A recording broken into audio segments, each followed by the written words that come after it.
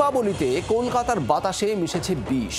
কতটা বিষ মিশেছে সেই জরিপের কাজও করা হচ্ছে এবং জি24 ঘন্টা খতিয়ে দেখছে শহরের বিভিন্ন অংশের পরিস্থিতি।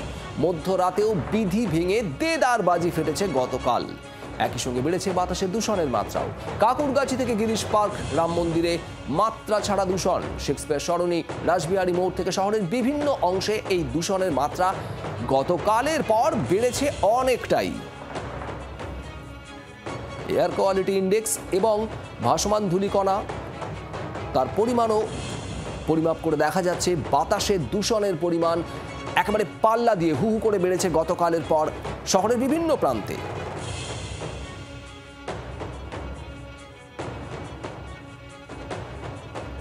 আপনাদের এয়ার কোয়ালিটি ইন্ডেক্সের পরিমাপ দেখাচ্ছি। ভিক্টোরিয়ায় 152, বিধাননগরে 110, বালিগঞ্জে 111, মহেশতলায় 113, সল্টলেকে 121, এনকেডি এলাকায় 238, বেলুড়ে 166।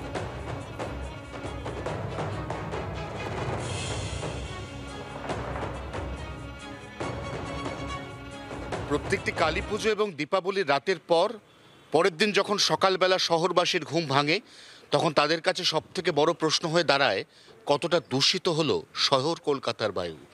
এই মুহূর্তে আমরা আবারও প্রত্যেক দীপাবলির ঠিক পরের দিন আমাদের যে কর্তব্য অর্থাৎ এই শহরের এয়ার কোয়ালিটি ইন্ডেক্সের রিয়ালিটি চেক করা।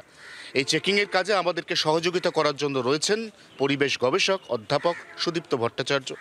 আমরা এই মুহূর্তে দাঁড়িয়ে রয়েছি বাঙ্গুর লেকটাউন এলাকাতে।